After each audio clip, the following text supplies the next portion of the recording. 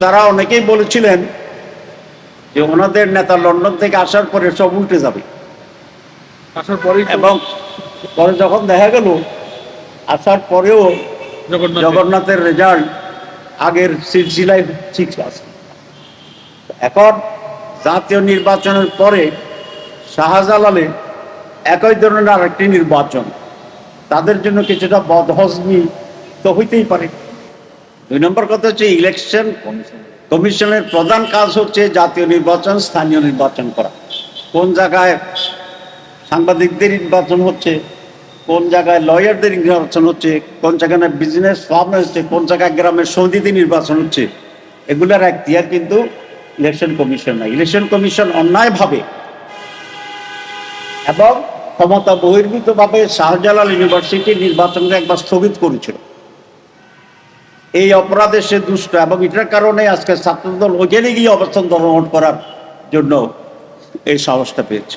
তা আপনারাই বলুন, একটা ইউনিভার্সিটির নির্বাচন হবে, ইউনিভার্সিটি আছে, তার আলাদা আইন আছে, তার আলাদা আইন আছে, তার মেকানিজম আছে। কয়েকদিন আগে জগন্নাথের নির্বাচন হয়েছে, যদিও চেষ্টা করেছিল ডিস্টার্ব করার জন্য। স্বাধীন প্রতিষ্ঠান, আমরা তো ইলেকশন চাই, বন্ধ করার আন্দোলন, এটা আমাদের ক্ষেত্রে পিকুলিয়ার মনে হইতেছে।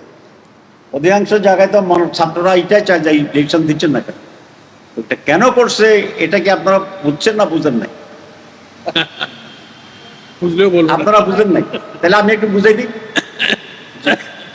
আপনারা যেহেতু এত সহজ জিনিস বুঝতে পারেন না, এত বড় সাংবাদিকেরা, তাহলে একটু বলতে হয়।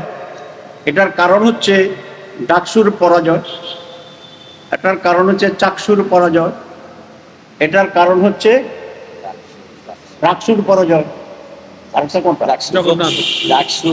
তারপরটা হচ্ছে চকসুর পরাজয়। কারণ তারা অনেকেই বলেছিলেন যে ওনাদের নেতা লন্ডন থেকে আসার পরে সব উল্টে যাবে, এবং পরে যখন দেখা গেল আসার পরেও জগন্নাথের রেজাল্ট আগের সিলসিলায় ঠিক আছে।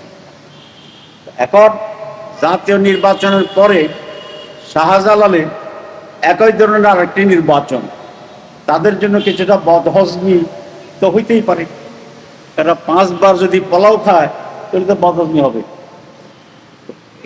তারা এটা চান না যাদের কাছে আরেকবার পরিষ্কার করতে, যে শুধু ডাকসু জাকসু রাকসু জকসু নয়, সিলেটের লোকেরাও ইউনিভার্সিটির লোকেরাও ওনাদেরকে ভোট দিবেন না।